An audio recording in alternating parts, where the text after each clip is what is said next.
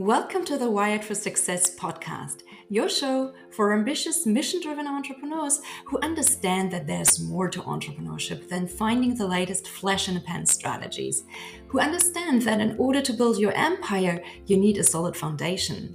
I wholeheartedly believe that entrepreneurship is the biggest self-development journey you can be on, and it's my mission to help you make that journey easier. In this show, I bring together the very best from science, self-development, and entrepreneurship to set you up for sustainable success. Hi, I'm Claudia Garbutt, the scientist and mindset coach behind this show, and you're listening to the Wired for Success podcast. Hey everyone, and welcome back to a brand new episode of the Wired for Success podcast, where we talk about all things science, self-development, and entrepreneurship that help you get to that next level of success in your life and business. And today I'm bringing you another interview episode, and my guest today is entrepreneurship coach, business and branding mentor, author, and trainer Charlene Walters. She serves as a mentor on Entrepreneur Magazine's Ask an Expert forum and through her own consulting business. And she has recently been featured as one of 150 marketers to follow. So I think we can all learn a thing or two from her today. So welcome, Charlene, and thank you so much for taking the time to be on my show today. Thank you so much for having me, Claudia. I'm thrilled to be here and talk with everyone today. Oh, it's my pleasure. So let's start like we always start here by talking a little bit about your background. So what should our listeners know about you, and how did you end up doing what you're doing today? So it's kind of a long journey. It wasn't a straight line. It was kind of back, forth, up and down. I started off undergrad as an English major. I always wanted to write. That was really a passion of mine. And I finished undergrad, moved to Miami, Florida, because I was born in Connecticut where it's really cold, and decided I wanted to get out of there. So I went to the sunshine and got my first job after undergrad in sales. And I really started to love business, love selling, wanted to learn more, went back to school, got my MBA, and eventually my PhD in marketing, and just always kind of wanted to keep moving forward with learning more about business. I got jobs in higher ed and then back and forth in marketing. I kept kind of going into higher ed, teaching and working with students, but then wanted to always get back to business at the same time. So I kind of flip-flopped. And when I was in higher ed, I specialized in curriculum, which really involved my love of business and my love of writing. Till eventually I got to the point where I created a digital entrepreneurship MBA program. And I was working with entrepreneurs, helping them to launch their businesses, take them to the next level. I was working on the curriculum, picking books, working on their plans, just really got involved with mentoring too, and also started doing some mentoring for Entrepreneur Magazine. All the while I was doing a lot of writing and a lot of speaking as sort of a side hustle that I eventually took into full-time entrepreneurship myself and began working with entrepreneurs full-time. I eventually went on to write my first book, which is called Launch Your Inner Entrepreneur. And it's really on entrepreneurial mindset and how you can really tweak your thinking to be successful. And here I am today. Oh, I love that. That's a great story that shows that entrepreneurship is so often not a straight line, right? You start out doing something and then you realize, oh, maybe you're just following your interests and it's this zigzag, but it's such an interesting journey. It is. It's a lot of back and forths and ups and downs. And I always like to tell people that, never worry about what you're doing if it's not exactly what you want, because somehow we pick up all these different skills that we don't know will be useful in the future, right? And we can always apply it down the line. So true. I mean, I've had some of the similar things happening because I'm a molecular biologist by profession. So I'm trained in something completely different than what I'm doing now. But everything I learned along the way is somehow helpful to what I do today. So it's never really a waste of time if you learn something and you develop those skills. And something that I see happening a lot is that on social media, we tend to see just those highlight reels of people's lives. And it can sometimes be really, really intimidating to only see all those successes and to never really see those inevitable lows too. And I think it's really important to talk about both sides of entrepreneurship. So can you maybe share one highlight and one low light of your entrepreneurial journey so far? So what has stood out to you on the positive as well as on the negative side? So I've had, definitely a lot of ups and downs. And I talk a lot in my book about imposter syndrome and self-sabotage and how we have to get over that. And, it's important, I think, as you mentioned, that we really, acknowledge that there's no such thing as an overnight success story, that there are a lot of bumps along the way. So I talk a lot about developing strategies to overcome setbacks and failures. And I am one who experiences same things. I'm really a sensitive person. And if I get a rejection, I get a failure, it really hurts me. And I talk to people, it's not that you can't have those and you can't feel that. It's just to find a way to come out of that. So for example, once a couple weeks ago, I was working on some projects. I had a lot of really big successes. In one little minor setback or rejection, I kept focusing on that rejection, right? And I have to find a way to always get myself out of it. So what I do usually is, if I don't have any meetings or if I don't have anything pressing, I'll take the afternoon off. I'll spend some time with my children. I'll do whatever it takes to get myself out of that funk that I'm in and then come back when I'm fresh.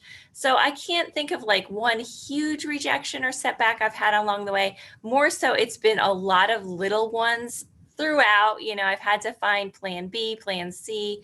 If something I did wasn't going right correctly, I had to come up with something else. And so I think even in just launching the book, if I use that as an example, it's challenging. The publishing business was something new to me. You've got to go out there, you've got to get a literary agent, you've got to get to publishers, and that is just filled with rejection every step of the way until you finally get to where you want to be. And that's just the normal path of it, and there's no way around that. And I think, a lot of people give up. Same with entrepreneurship. You've tried to find a way to get to your customers and it doesn't work. You get rejected when you're selling. You've got to find a new way to get that revenue to get to where you want to go. So it's always that way.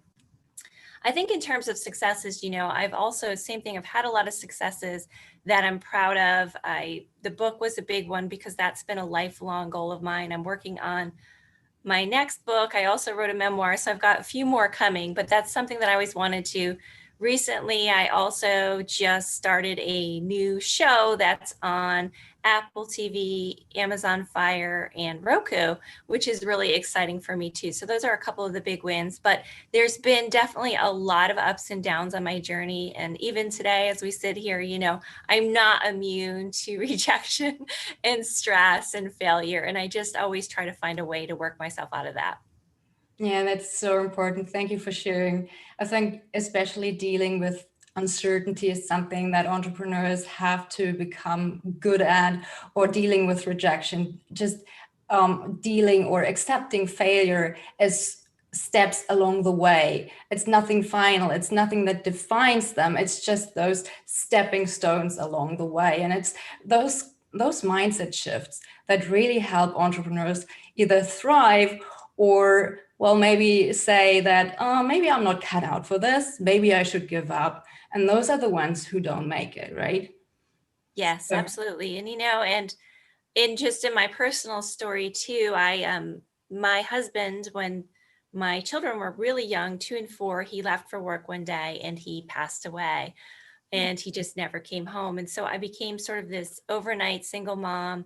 I had to work on becoming more resilient, just changing around my path and my plan. And it was really difficult. I didn't think at the time, I was mid PhD, didn't think I would be able to raise my 2 children on my own, didn't think I'd be able to finish the PhD, didn't think I would do all those things that I wanted to do, when in fact, my life completely changed in many ways for obviously for the worse, because I had to deal with grief and I lost my husband and my children without a father. But also I went on to do a lot of things that I might not have done had he lived. So because I've had that experience in my personal life, I've also been able to apply that to business and just become more resilient. And again, I'm not saying that we can't feel bad or can't feel sad or feel hurt or rejected when things happen to us. But again, it's just coming up with those ways to bounce back. Maybe it's calling a friend. Maybe it's doing an activity you love. Maybe it's leaning on somebody who always picks you up, that buddy that always has your back, whatever you need to do to kind of keep moving forward. And, it's for anything you want in life, personally, professionally, that resilience is so key. It is. It absolutely is. And you can always use those personal experiences as learning lessons you learn along the way. And it might be a loss, like in your case, or in my case, it was a really serious illness. It's those things where that just happen to you sometimes, and you have to deal with them. And that's when you can't decide whether you want to do it. You just have to do it. Like you're thrown into the deep end of the pool, and then you have to learn to swim, and then you can transfer that. You can use what you've learned along the way. And I think that's really, really, really important. But when you think back to when you were just starting out as an entrepreneur, and just imagine you could travel back in time, what advice would you like to give your younger self? I always think about it like I would tell myself to get started earlier when I was younger, to, start out of college, become an entrepreneur. But I think, that's a dangerous way of thinking, because I wouldn't have picked up a lot of the skills that have helped me today because I learned them on my path. So I think I would just tell myself, it's going to be all okay. I wish, that back when I was younger, I had the confidence that I have now. I think it grew out of time. Those were the things I would have kind of gave myself a little glimpse into the future, I think. Yeah, I love that. And I know that mindset is one of the topics that you talk about a lot. And it's a topic that I talk about a lot as well. So what do you think? What are maybe the 3 top mindset shifts that help entrepreneurs become the go-to experts in their respective fields? So I think one of the big ones is developing this entrepreneurial attitude, which involves becoming more innovative, becoming a bigger risk taker, right? Because jumping into entrepreneurship involves this huge leap. It's not something that we're necessarily comfortable doing. We've kind of got to wrap our mind around that and become more comfortable with that risk, giving up that nice, beautiful paycheck that we have. It also involves, becoming a little obviously more confident. A lot of us suffer from imposter syndrome, where we feel like we don't really belong. Maybe we aren't smart enough to be in business. Maybe we don't have what it takes to be successful. So that's a really big change in thinking that we need to make. We need to find those ways to boost our confidence. Maybe it's writing a list of all of our accomplishments. Maybe it is doing and calling on people that know that we're wonderful, getting that information from them so that we can use it for our list, and just kind of telling ourselves that we can do it, coming up with a mantra. It also involves becoming more competent when it comes to dealing with money, developing that money mindset. So this is an area sometimes that we can also struggle with. A lot of times we want to focus on the glamorous aspects of being an entrepreneur, all those wonderful social media posts, all that marketing, all that beautiful website. And we forget to really focus on those activities that will generate revenue. So we've got to get better about that. And that involves also kind of cultivating a selling mindset, because there's often a negative connotation associated with sales. We think we're bugging people, we're annoying them, and we don't want to do that. We're taught not to be that way, growing up. But we have to reframe the way we're thinking. We're really helping someone. We have a product, we have a service that will help them. And just getting more comfortable with those things that involve money, whether it's negotiation, budgeting, all of those things will actually help us do better in business. So those are some areas that are involved with changing and shifting the way you're thinking to improve your entrepreneurial mindset. Oh, great points. Thank you so much for sharing. Yeah. And I also think it helps to remind ourselves just once in a while that, number one, everyone starts at 0, right? Yes.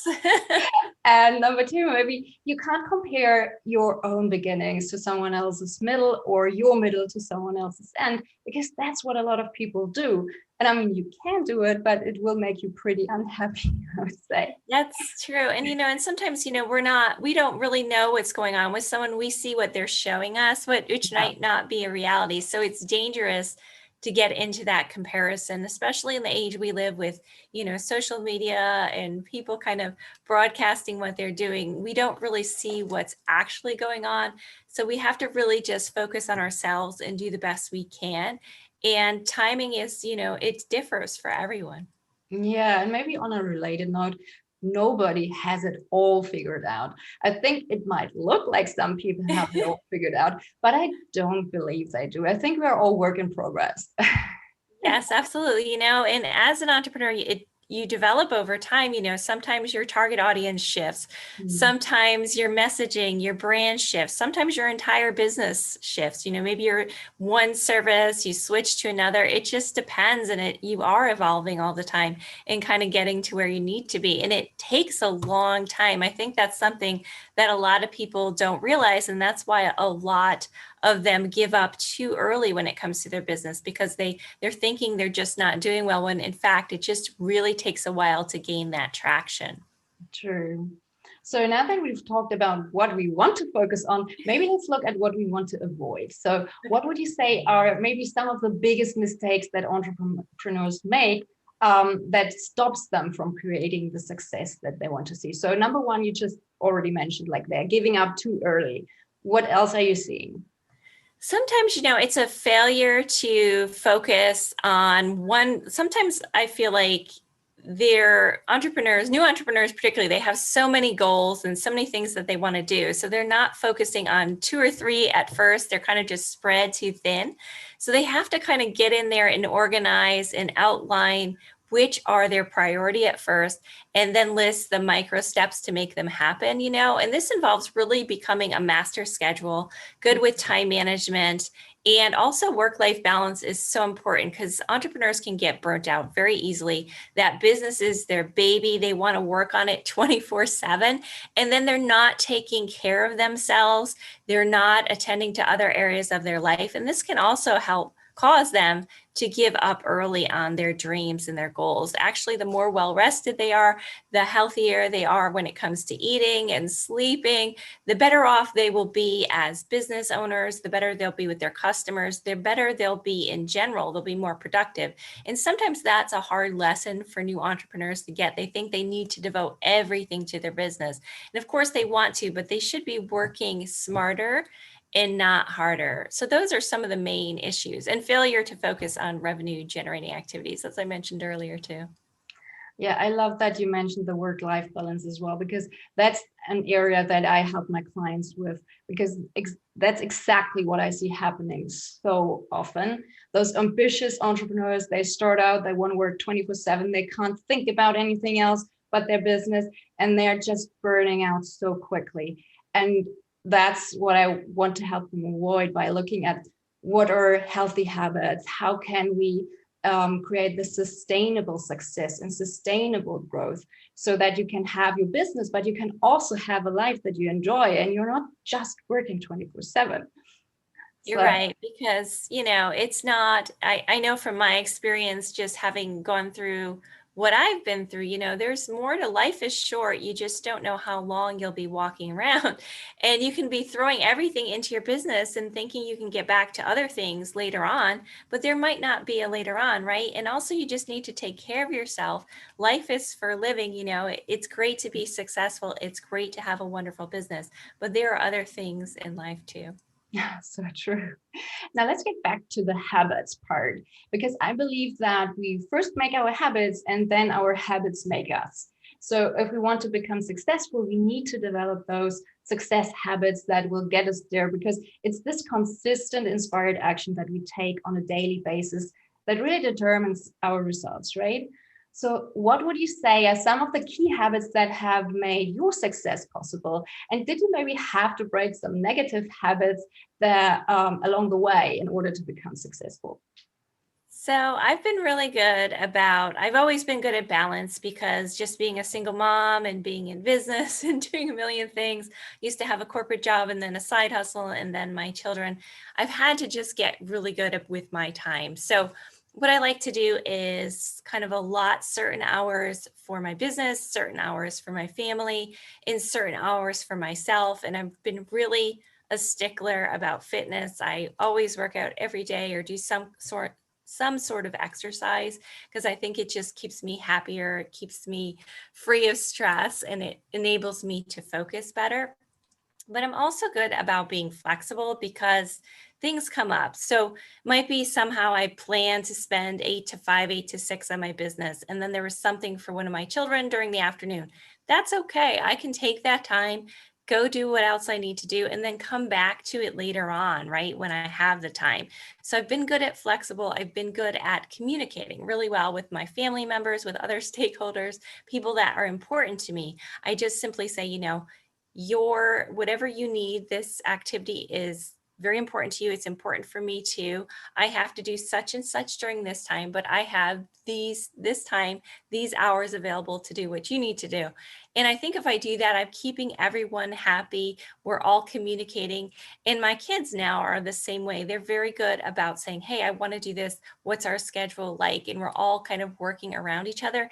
And that's so important with families, because I think it can appear, particularly now when we're working from home, and I've always worked from home, but it can appear to your family that you're always working if you're locked in your office. So just keeping that communication going has really helped me, and it has enabled me to do all those things that I want to do. Oh yeah, those are great points for sure. Now, with everything that you've achieved so far, I'm curious, what's next for you and for your business? Do you have a certain milestone that you want to achieve this year? Yeah, I've been really, this year has been kind of an interesting one for me, because I've been focused a lot on my book that just came out, and this is all brand new for me. I'm starting on my next book, so that's kind of my milestone this year, is I'm working on getting that out into the world, and that will be about how we can emerge as businesses and business leaders from the pandemic, in terms of the future of remote work, the future of women in the workforce, what different industries will look like moving forward. So that's exciting. So that's a big project that I want to finish this year. And like I said, I just launched this new show that I'm excited about. So I've been working on that. So I don't know that I have any particular milestones other than to make those things a success and continue to get the word out and help other people out there that may have been struggling during this pandemic, kind of help them find their footing and move forward. And I think that's what we're all kind of doing right now, is reevaluating where we're at and where we want to be moving forward. True. So good luck with that. Thank you. And to switch things up a little bit, make it more fun, and to help our listeners get to know you better, I thought what we could do today is play a little game. So Okay. this or that game. So it's very simple. I just give you two options and you just choose whichever option you prefer. But if you can't decide which one you prefer, you are allowed to choose both. Okay? Okay. So are you ready? I am ready. Coffee or tea? Tea. Cat or dog? Dog. Book or podcast? That's a tough one. I would probably say podcast right now. Night owl or early bird? I'm a night owl. DIY or hiring an expert? I think I'm DIY. And the last one, working solo or having a team? Right now I'm working solo, but I miss having a team, but it's probably working solo. Awesome. That was fun. I should do that more often. You should. That was fun. So last but not least, where can our listeners find you online if they'd like to connect with you? They can find me on charlenewalters.com. That's my website. I also, if you're interested in my book, which is called Launch Your Inner Entrepreneur, you can find it on Amazon, Barnes & Noble, Books A Million, Walmart, I don't know, everywhere that there are books. And you can also read more about it on launchyourinnerentrepreneur.com. And you can find me on social at either C. Walters, PhD or Charlene Walters, PhD. I'm Instagram, Twitter, and LinkedIn are probably my most active, but I'm all over the place and would love to connect. Awesome. Thank you so much, Charlene, for sharing all those tips and insights. It was a lot of fun and I really appreciate it. Thank you so much, Claudia. I appreciate it too. It was fun. Take care and talk to you soon. Thank you. Bye.